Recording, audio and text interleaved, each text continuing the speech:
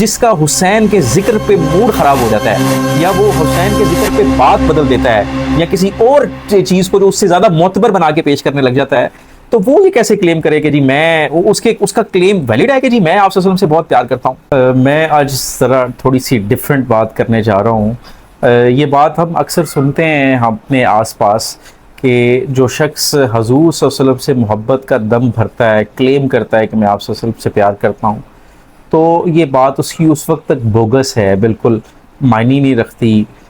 Valid نہیں ہے جب تک کہ وہ حضور کے بتائے ہوئے طریقے پہ عمل نہیں کرتا، حضور کی انسٹرکشنز کو فالو نہیں کرتا، حضور کی سنت پہ عمل نہیں کرتا۔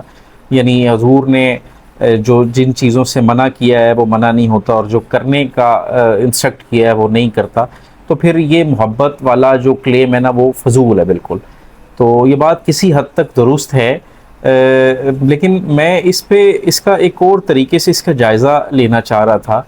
کہ اس سے ہم یہ تو کہہ سکتے ہیں کہ یہ بندہ جو ہے نا یہ اتنا اوبیڈنٹ نہیں ہے، اتنا فرما بردار نہیں ہے، لیکن اس کی حضور صلی اللہ علیہ وسلم سے جو عشق ہے، محبت ہے، میرا خیال ہے اس کو کوسچن کرنا جو ہے وہ مناسب بات نہیں ہے۔ مطلب ہم اپنے والدین کی بہت ساری بات جو ہیں وہ بعض اوقات جو ہے وہ، یہ تو نہیں کہ میں کہتا کہ نہیں مانتے، لیکن ہمارے مزاج ویسا ڈیولپ ہوا ہوتا ہے، تو ہماری طبیعت ایسی ہوئی ہوتی ہے کہ ہم وہ بعض اوقات نہیں کر رہے ہوتے۔ تو ایسا نہیں ہے کہ ہم اپنے والدین سے محبت نہیں کرتے، ہم بے پناہ محبت کرتے ہوتے ہیں، ایسا نہیں ہے۔ اچھا، دوسری بات یہ ہے کہ جو حضور صلی اللہ علیہ وسلم نے ہمیں جن چیزوں سے منع کیا، مطلب مثال کے طور پر اگر میں شراب نہیں پیوں گا تو وہ اس کا مجھے فائدہ ہے، حضور کی ذات سے تو اس کا کوئی کنسرن نہیں ہے، یا ان کا ذاتی تو کوئی فائدہ نہیں ہے اس میں، اور ان کی وہ ساری چیزیں، ساری انسٹرکشن جو ہیں وہ میرے اپنے فائدے کے لیے ہیں۔ مطلب مجھے وعدہ خلافی سے منع کیا ہے کہ وعدہ خلافی نہیں کرنی، تو میں جب وعدہ خلافی نہیں کروں گا تو اس سوسائٹی میں میری ویلیو جو ہے وہ بہتر ہوگی، میرا مقام بہتر ہوگا، میں نماز پڑھوں گا یا میں روزہ رکھوں گا یا میں زکوٰۃ دوں گا، تو اللہ کے ہاں جو ہے میرا جو درجہ ہے وہ بہتر ہوگا اور میرا خالق مجھ سے خوش ہوگا۔ تو یہ ساری جو آپ صلی اللہ علیہ وسلم کی انسٹرکشنز کو فالو کرنا ہے نا، وہ بیسیکلی میری اپنی ذات کے فائدے کے لیے وہ ساری چیزیں تھیں جو آپ صلی اللہ علیہ وسلم نے ہمیں بتائی۔ لیکن اس میں جو حضور صلی اللہ علیہ وسلم سے ان کی ذات سے محبت ہے، اس کا طریقہ کار جو ہے وہ آپ صلی اللہ علیہ وسلم سے جو ہے آپ پہ درود پڑھ کے، جو ہم پڑھتے ہیں آپ صلی اللہ علیہ وسلم پہ درود پڑھتے ہیں، سلام پڑھتے ہیں، اللہ تعالیٰ نے یہ طریقہ بتایا ہے کہ حضور صلی اللہ علیہ وسلم پہ درود و سلام بھیجو، اور فرشتے بھی، اور اللہ اور اس کے جو فرشتے ہیں وہ بھی حضور صلی اللہ علیہ وسلم پہ جو ہے درود و سلام بھیجتے ہیں، آپ کی توصیف کرتے ہیں، تعریف کرتے ہیں، اور ہم بھی جو ہیں وہ سارے مسلمان جو ہیں، ایک تو یہ طریقہ ہے۔ اور دوسرا میں یہ کہہ رہا تھا کہ یہ کیسے ممکن ہے کہ ہم حضور مطلب وہ بات وہ ذہن میں رکھیے گا کہ حضور کے جو انسٹرکشنز کو فالو نہیں کرتا تو وہ کہا جاتا ہے کہ وہ کلیم بھی نہ کرے کہ میں آپ سے پیار کرتا ہوں۔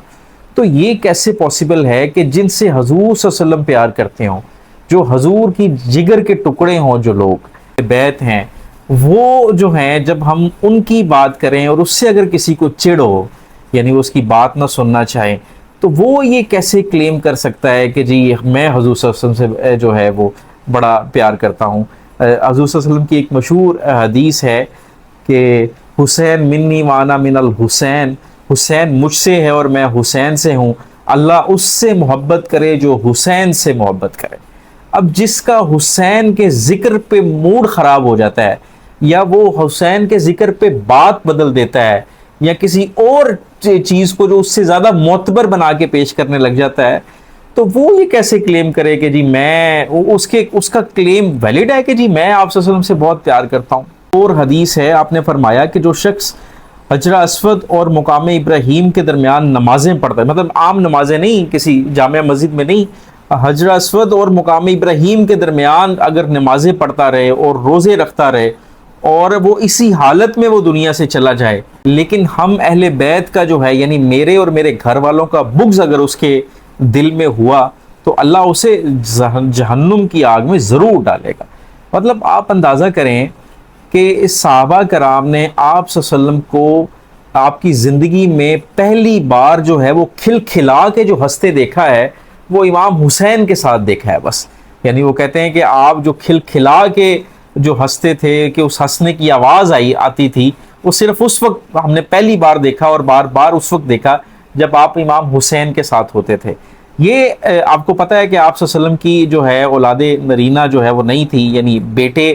جو ہے وہ نہیں تھی جس سے نسل آگے چل سکے، جس پہ وہ جو کفار مکہ تھے وہ آپ کو، جو آپ کے دشمن تھے، وہ ابتر ایک لفظ استعمال ہوتا ہے اپنا عربی زبان میں، وہ ابتر کہہ کے بلاتے تھے جس کی نسل پروسیڈ نہیں کرے گی. تو جس کے بارے میں وہ قرآن پاک میں آیت بھی ہے کہ ان شانیہ کا هو الابتر، یعنی بے شک تمہارا جو ہے وہ دشمنی جو ہے وہ بے اولاد رہے گا. تو وہ آپ کو مطلب خواہش تو ہر ایک کو ہوتی ہے. حضرت ابراہیم کی وفات پہ آپ بڑا روئے تھے، آپ کے جو صاحبزادے تھے. تو یہ کمی جو آپ صلی اللہ علیہ وسلم کی یہ پوری ہوئی، وہ آپ کو حسین کی شکل میں جو ہے جب حسن اور حسین کی پیدائش ہوئی حضرت علی کے گھر، آپ کی بیٹی حضرت فاطمہ کے گھر، تو اس وقت یہ کمی جو ہے نا وہ ان کو لگا کہ یہ پوری ہو گئی ہے، اور وہ اس لیول پہ جو ہے نا اس کو اس کمی کو جو ہے وہ اس کو انجوائے کرتے تھے اور خوش ہوتے تھے ان کے ساتھ. مہینے میں، محرم کے مہینے میں جو آل رسول پہ جو ظلم ڈھائے گئے، جس بے دردی سے، اور مطلب بندہ سوچ کے جو ہے روح کانپ جاتی ہے، چھوٹے چھوٹے بچوں سے لے کر اور امام حسین اور ان کی اولاد اور ان کے سارے عیال کو جیسے قتل کیا گیا. تو اس کا غم منانا جو ہے، جو اس کا غم مناتے ہیں، اس کا احترام کرنا چاہیے. مطلب آپ اس کے طریقہ کار پہ اختلاف کر سکتے ہیں کہ کچھ لوگ حد سے تجاوز کر جاتے ہیں اس غم منانے میں، وہ نہیں کرنا چاہیے. لیکن اگر کسی کو غم نہیں ہے، اگر کوئی افسردہ نہیں ہے آل رسول کے اس بے معنی، اس درندگی سے جو ان کے ساتھ جو ظلم کیا گیا، قتل کیا گیا، جو مظاہرہ درندگی کا کیا گیا، تو اس کو اپنے ایمان کو جو ہے نا وہ دوبارہ سے از سر نو اس کا جائزہ لینے کی ضرورت ہے. مطلب آپ دیکھیں،